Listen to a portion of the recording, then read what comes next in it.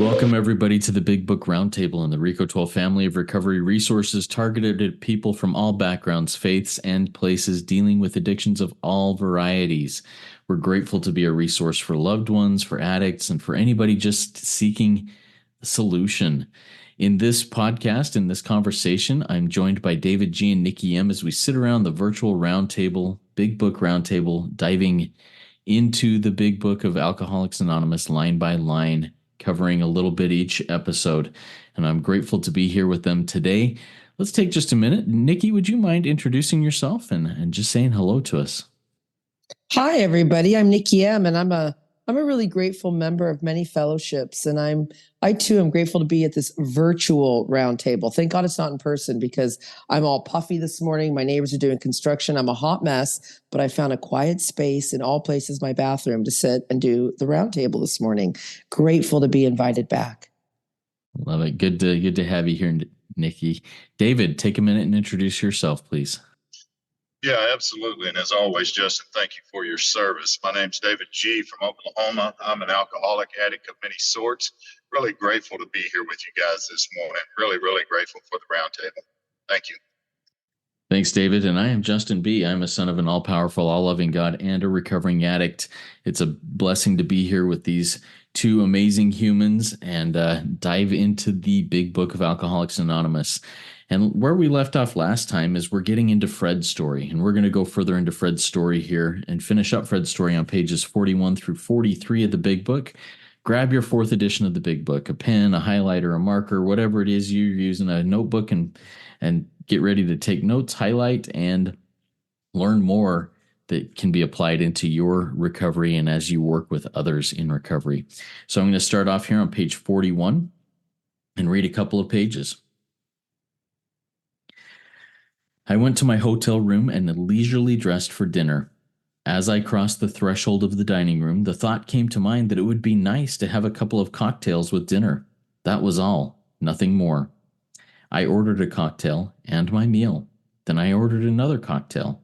After dinner, I decided to take a walk. When I returned to the hotel, it struck me a highball would be fine before going to bed, so I stepped into the bar and had one. I remember having several more that night, and plenty next morning.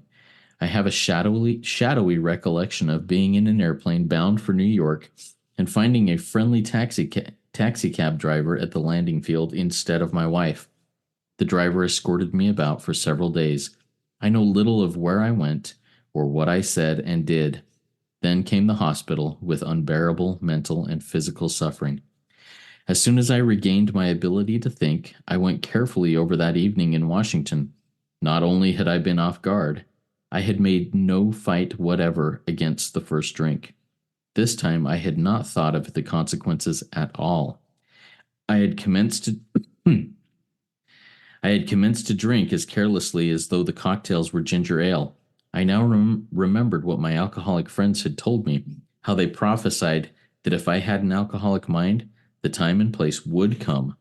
I would drink again. They had said that though I did raise a defense, it would one day give way before some trivial reason for having a drink. Well, just that did happen, and more. For what I had learned of alcoholism did not occur to me at all. I knew from that moment that I had an alcoholic mind. I saw that willpower and self-knowledge would not help in those strange mental blank spots. I had never been able to understand people who said that a problem had them hopelessly defeated. I knew then. It was a crushing blow. 2 of the members of Alcoholics Anonymous came to see me. They grinned, which I didn't like so much. And then they asked me if I thought myself alcoholic, and if I were really licked this time. I had to concede both propositions. They piled on me heaps of evidence to the effect that an alcoholic mentality such as I had exhibited in Washington was a hopeless condition. They cited cases out of their own experience by the dozen. This process snuffed out the last flicker of conviction that I could do the job myself. Then they outlined the spiritual answer and program of action, which 100 of them had followed successfully. Though I had been only a nominal churchman, their proposals were not intellectually hard to swallow. But the program of action, though entirely sensible, was pretty drastic. It meant I would have to throw several lifelong conceptions out of the window. That was not easy. But the moment I made up my mind to go through with the process, I had the curious feeling that my alcoholic condition was relieved, as in fact it proved to be. Quite as important was the discovery that spiritual principles would solve all my problems. I have since been brought into a way of living infinitely more satisfying, and I hope more useful than the life I had before. My old manner of life was by no means a bad one, but I would not exchange its best moments for the worst I have now. I would not go back to it even if I could. So there's a lot there. We read quite a few paragraphs with a lot of information in there. So let's dive through this and see what we get out of it. Nikki, why don't you start us off here and talk to us about some of the things that stick out to you as we read that passage? Well, thank you, Justin, so much for reading that. I'm just so excited to hear David. And I was, as you were the first paragraph, I'm like, I've heard that story with David. He's wound up somewhere and he didn't realize. He's told us that story. So I've heard this story in not only myself in this book and in many of my friends, that it's that a thought came to mind. You know, this is all about this Fred story is all about like this thinking that he has, this alcoholic thinking, you know, a thought came to mind. And I love that line of this sentence where it says, that was all. You know, that's all it is sometimes. That's all it is. It's just a thought. And then down at the bottom of that paragraph, it says unbearable mental, physical suffering. That's the incomprehensible demoralization. That's the grip of a progressive illness. That's us getting worse, never better.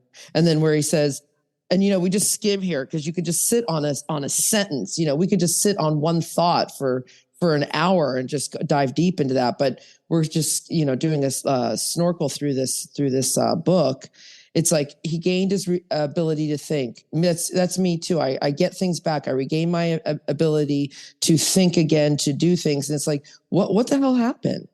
I have no defense. And my line out here says, this is why we stay. This is why you don't leave, because, you know, it's like this time I had not thought of the consequences. It's just back to the doctor's opinion.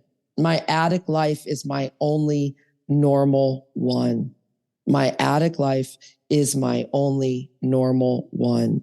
And then it's like, here, my friends, and this is why, again, a lot of the times I'm just like, you're going to die. And people like, Nikki, I love when you tell me I'm going to die. It's like, well, that's what the book says. It says right here, your addict friends are going to tell you that if you have this addict mind, I have an alcoholic mind. You know, I do not identify as an alcoholic, but I am one, as you have said too before, Justin. It's like, I'm an alcoholic who does not drink. And Justin has never had a drink in his life. I have had a drink, and it's just not my jam. It's like when things kick in, it's not like I'm gonna go pick up a drink. It's like, how do I kill my neighbors and kill myself? I get real homicidal, suicidal. So on to page 42, where it says, I love this, where it says some trivial reason. and further in the book on page 118, it says, you know, the little stuff, the small stuff will eat it.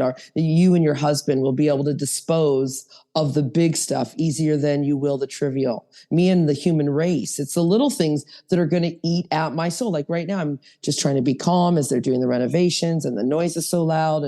And it's just, you know, it's the disease of alcoholism. It's in my mind right here, an alcoholic mind. Remember, we read a few pages back.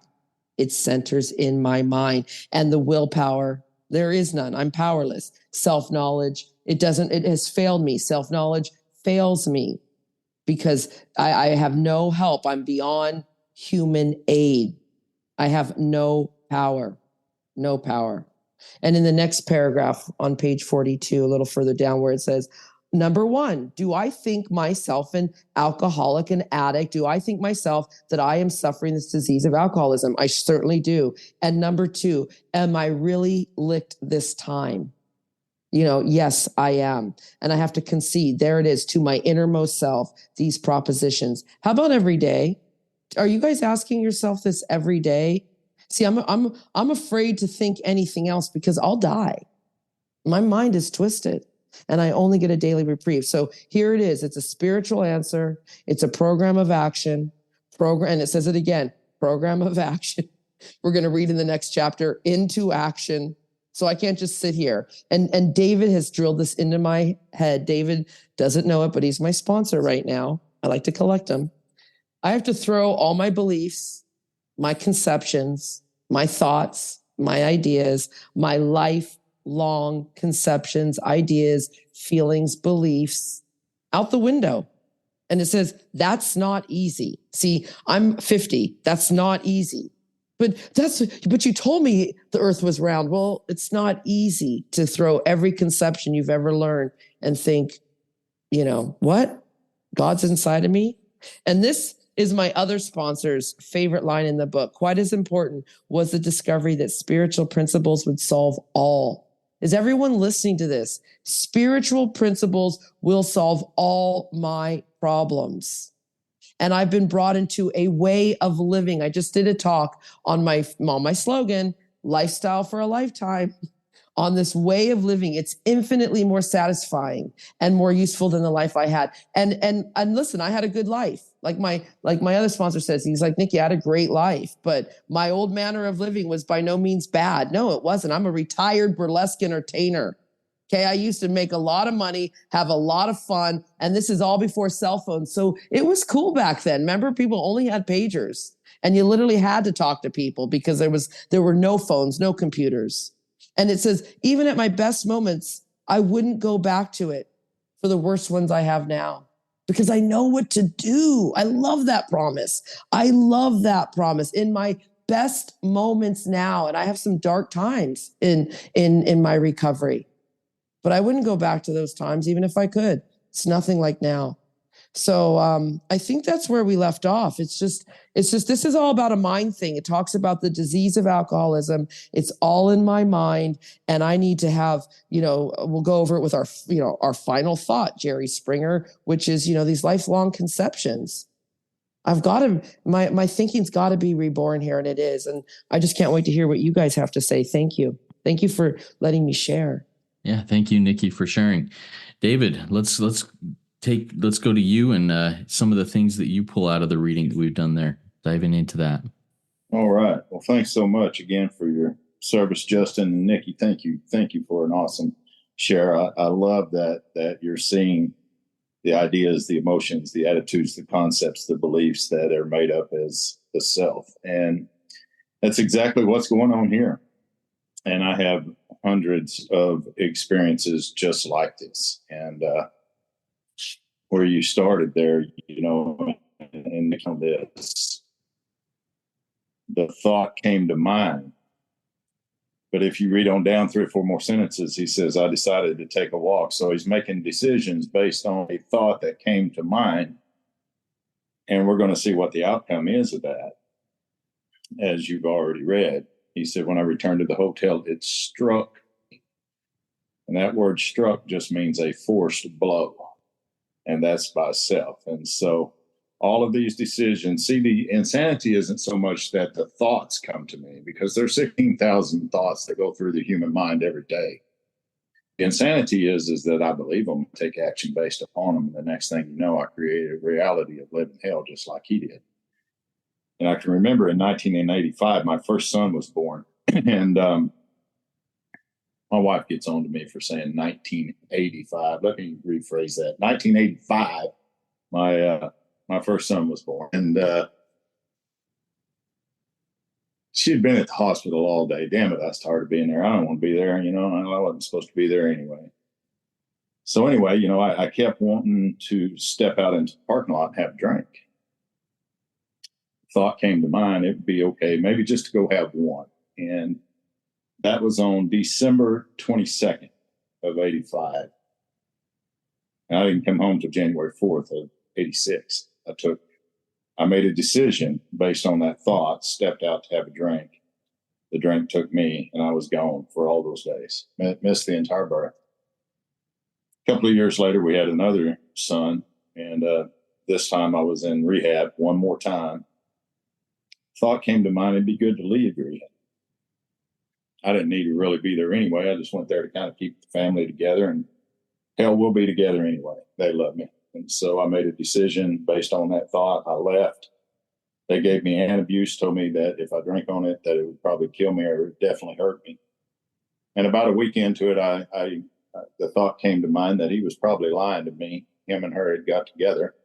And they were the ones who had come up with this BS. And it wouldn't hurt me to take a drink on antabuse. So I began to drink on it. And sure enough, it was probably the worst sickness that I ever had in my life. I remember breaking out in a rash, beginning to burn my pupils every time. I could just feel my heartbeat through the pupils of my eyes. I mean, I was so sick. And I'd like to tell you that's the last time I ever had a drink, but I drank another 10 years after that. And so I definitely identify with Fred. You know, the bottom paragraph on 41, he says, as soon as I regain my ability to think, shit, here we go again, you know, he says, carefully went over that evening in Washington. Not only had I been off guard, and if you draw a straight line completely across the page to page 40, look at what he said over there in that state of mind. It was only a matter of exercising my willpower and keeping on guard. Well, over here, he's seeing the truth. Now he's beginning to differentiate the true from the false. He's seeing the truth over here. Not only had I been off guard, I'd made no fight whatever against the first time drink. This time, I had not thought of the consequences at all. So there's times that there's just absolutely no thought. I just run on adrenaline. And, you know, then I think about it later. And so I love what he says, you know.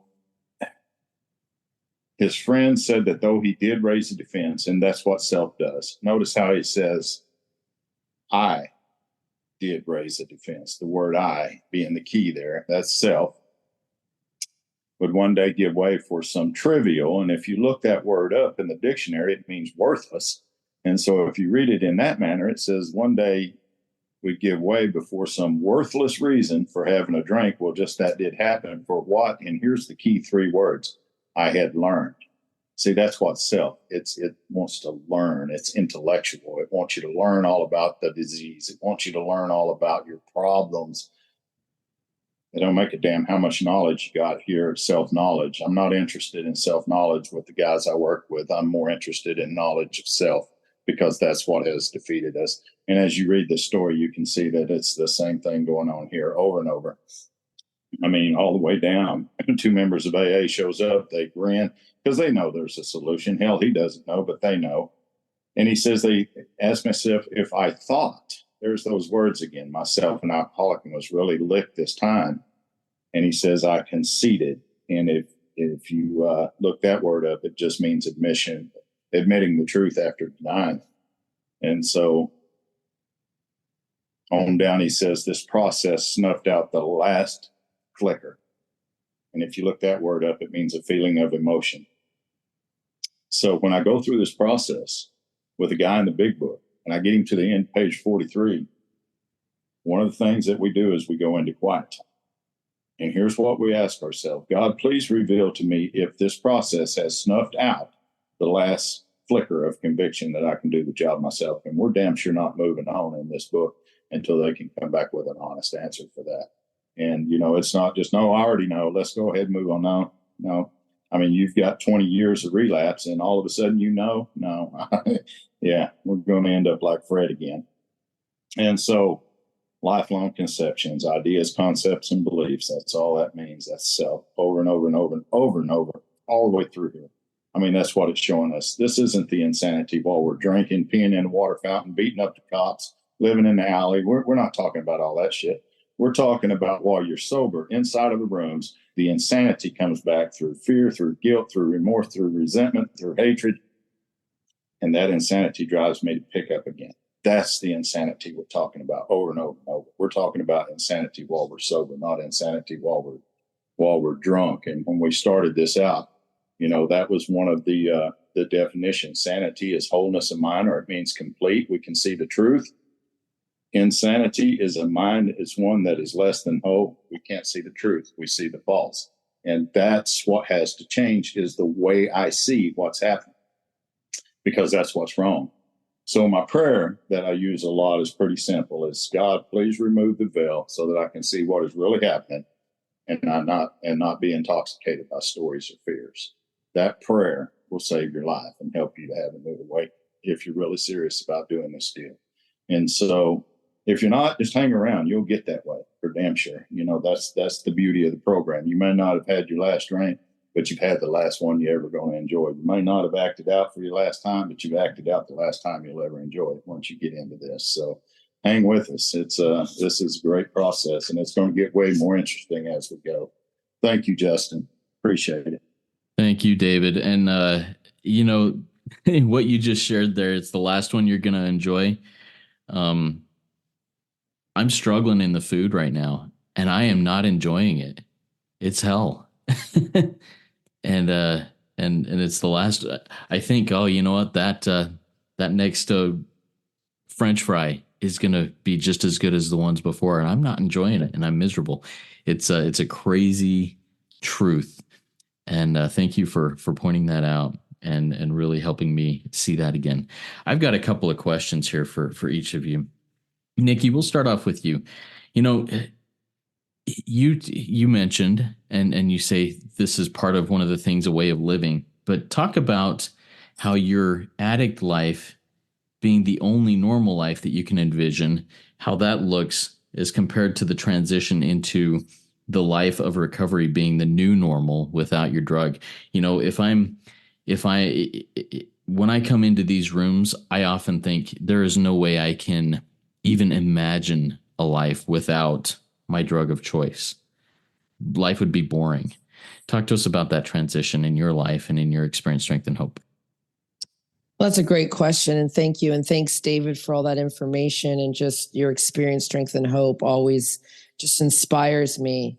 And okay, so this is a way of living. And I love exactly what David said. Like, you may do something again, and some things you can't do again. I know in my country, like, if you take the wrong drug, fentanyl's in a lot of things, you're going to die. You may not make it back out. And as you just said, I don't know if the French fry is going to kill you today, but it will kill you. Heart disease is number one killer in my country. So, and I'm in Toronto, Canada. But what does it look like? My old way of living? Well, of course, it's on page, we're going to read it soon. It's on page 52. I'm prey to misery and depression. I can't manage personal relationships. I can't control my emotional natures. I'm prey to misery and depression. I'm making money, but I'm not making a living. I'm feeling useless. I want to die, full of fear, unhappy. That's really what it looks like. Okay. Before. And now what it looks like, because that's my normal life. That's how I'm just watching society as a whole live like that. As you get more into the spirit world, you really see a lot of things.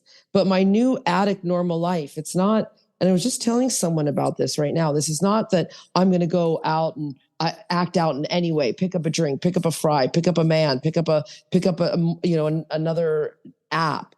It's not that. It's that I can't get angry. See, page 111 in our book says the first principle of success is that you should never be angry. See, that's what my new way of living looks like. So what did I do the other day when I came home from Luxembourg and the neighbors are at the construction, and it's not the construction, it's not the noise, it's that they're literally infringing on my property. I told them they cannot access it. Rather than get angry at my mom, who was in charge of the house, and these people, I literally had to get into the fellowship. I had to ask people to help me not be angry. That was the key. See, I can't be angry right now. That's what does my new normal way of living look like? It's not that I can't go and act out in a certain way. It's like, help me forgive. Help me understand that these are sick people. Remind me that any life run on self-will can hardly be a success. Help me not be angry. What does that look like? Help me do the resentment prayer. Help me in another grown program. Help me get a lawyer. Help me get armed with the facts. Help me pause before I send 5 million emails, screaming and threats, and because that's old behavior. I can't control my emotional nature. Now I can. Now, did I do it perfect? No. Maybe I sent 2 emails, and I maybe only could have probably done it efficiently and effectively with 1. So that's what it looks like now. I mean, I hope I'm answering that question. It's like my old way of living was my only normal one. My new way of living, what does it look like? It looks not like I can't not have a French fry. It's like, how am I going to be disciplined? What do I need to see? I'm focusing more on even writing my list now. It's like, yeah, do a moral inventory of who you've harmed. How about everybody? We had my sponsor the other night at a meeting said this, why don't you do a moral inventory of people you helped? See, we're always looking at the bad. Why not make a list of the people you have helped and how you've helped them so you can do it again and show others how to do it? So instead of going, I can't do that, how about how can I be more loving? And right now, with this situation that's happening in real time, it's not at all engaged with these neighbors at all. Just sit in pause land. So, and then work on the resentment prayer with people and talk about it. Trusted servants, get into action. Does that make sense? Like this is not this new way of living is not easy because it's not easy to not be angry. As David always says, it's easy just not to drink or not to eat a fry. That can be done. But it's not easy to be loving, to be humble, to be grateful, to be kind in all these situations. That is when someone's eating at your souls. I need you guys. I can't leave. Thank you, Nikki. Appreciate that walk through that. David, the question I have for you, and it's something that I have come back to you several times on through this process and asked similar questions, but you talked about self-knowledge and knowledge of self. Talk to us a little bit about the difference between, because both is learning, both is, I don't know, thinking is the right word, but talk to us about self-knowledge versus knowledge of self and how the learning of those things it has a different result. Thank you, Justin. For me, learning once I sobered up, cleared my mind somewhat, was relatively easy. I think we all have the capacity to learn, but to experience is something quite different. And, experience really for me has become knowledge of self. See, for 25 years in the rooms, I had a lot of self-knowledge. I had a lot of experience actually with the Big Book and with the teachings of it. I'd been through the steps many times. I'd had experiences through those years, but it was mainly based on the knowledge that I had acquired.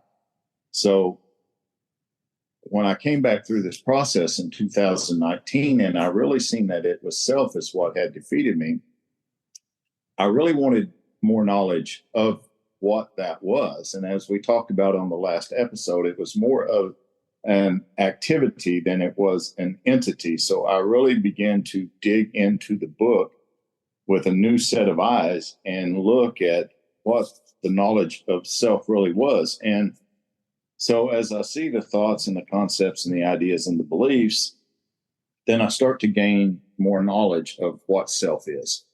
And when I get to step 10, I get to practice against that. And so now, by now I've had an experience that has changed me in not only the way that I think, but the way that I react to my thinking. And so, there are things today that just absolutely do not bother me that I would have killed a man over 10 years ago. There's no doubt in my mind about that. And everybody that knows me very well knows I was just so explosive. And that guy's almost not there anymore. It's almost non-existent. It's not that I don't get angry, but I catch it very quick. Anger is very toxic for me. I do bad things to good people whenever I'm angry like that. So, but self-knowledge is more. I know all of this, and now all I need to do is get you to know all of this, and then you're going to be okay. But don't forget, I'm the leader here, and that was always my mentality. That's self-knowledge. Me quoting the book, chapter and verse for all of those years, that was self-knowledge. But now I can come back. I can back it up with experiences. I can go into the book and look at the thoughts, the concepts, the ideas, the beliefs, look at the conversations between Jung and Hazard, go to the spiritual experience in the back of the book. And look, all of these things are knowledge of self now. I know what self is. I know that I'm not it, for damn sure. I know that I'm not it. And we'll see that in the next few episodes going through this book. But I don't know if that answers any of the questions, but I can tell you that having an experience with this process is a hell of a lot better than having a bunch of knowledge about it. And let me just kind of wrap it up with this. I would go to the podium night after night after night. I was being called to speak all over, doing different book studies everywhere. And I was doing immoral things. I was not living a life of a recovered man. I was living the life of a sober, untreated man. I had a lot of self-knowledge, but I had no knowledge of self because it was killing me. I just didn't know that. So, there is a difference between the two. There's a very big difference. And when I take a man through the book, we start looking at that from day one. So anyway, thank you for asking me to share, Justin. Yeah, thank you for sharing that, David. It's this concept continues to get clearer and clearer in my mind. I think I've been blocked out by self-knowledge in a lot of these areas, and this further illumination of knowledge of self is really changing a lot of things. Now, it's not a painless process, unfortunately. Death of self is a painful process. It sucks, but man, I'm experiencing some really cool things. Thank you for sharing that. All right, let's go into some takeaways here. Nikki, why don't we start with you? What's a takeaway that you have from our conversation and our reading today that you can apply in your life? Well, so much. And I just love you guys. I love the round table. And if anyone's listening, we love you guys because as it says, you're helping us way more than we're helping you. But this process, has this process snuffed out. Yeah, I can't do the job myself. I mean, my line out said I need help, but even it's like I have to smash the idea. I cannot do this life without this program, without you guys. I've tried other ways, I've tried other methods. They don't work. This is the process that works for me. And I'm glad David said this too. One other takeaway, what David said, which, you may have another one, but you're not going to enjoy it. See, when I got angry the other day, I didn't enjoy it. It lasted. I got angry, but it was so painful to be angry like that I could not stay there. So that's really what this is about. This is, like I say, most people won't make it. And I hope the three of us do. And I hope we're here for at least to finish this podcast right through the book. Awesome. Thank you, Nikki. And that's the hope. And I trust that we will continue walking this path to be able to do that. David, what's a takeaway you have from our conversation and reading today? Well, I think on page 42, what's that second to the last paragraph where they said they outlined the spiritual answer. And this is the only way that comes about for me is through a program of action. And we see the word successfully. That's my takeaway. As long as I continue to live in the spiritual answer is outlined by the program of action, which is outlined in the Big Book of Alcoholics Anonymous, I'm going to be successful just as they were. I have been today. I have been many days prior to this. I've stumbled and bumbled along the way, just like everybody else. Hell, we're still human. We're perfectly imperfect. And so we're going to continue to make mistakes. But the good news is we have a way out. We don't have to wallow in that shit day after day after day until we go back. I mean, peace, serenity, joy, happiness. I'm going to have a good day with my wife today. We've got some sadness coming up. We're going to get to go see what this end result of this disease looks like when you don't get help for it. And, I'm just truly grateful. I'm truly grateful for my recovery, for a loving God, most of all, that I've found through this process, for a wife to be able to even be with today, my God, after what I put her through.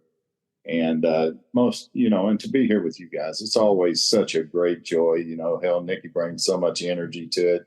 I used to just be a fireball like that. Now I'm kind of like the elder statesman. I just kind of chill, It's almost like I did some smoking, but I promise you I didn't. So anyway, good to be here. Thanks, guys. Awesome. Thank you, David. My takeaway is it starts out with Nikki's also. This process snuffed out the last flicker of conviction that I could do the job myself. I need to spend some time in quiet time, like what David said there. Has this really been snuffed out completely, this idea that I can do the job myself? And then going down to the bottom of page 42, that last phrase, basically, that these spiritual principles and this program of action would solve all my problems. I feel I feel great in some of my problems. I feel that some of my problems have been absolutely solved, and yet I still hold on to the last flicker of hope that I can solve other problems on myself. But these spiritual principles will solve all of my problems, and I'm grateful for this insight today and this invitation that's been issued to me, and the invitation that we're going to issue to you guys all out there. Let's put this spiritual program of action into practice, and take some time, snuff out the last flicker of conviction that I can do this job myself. These spiritual principles will solve all of our problems.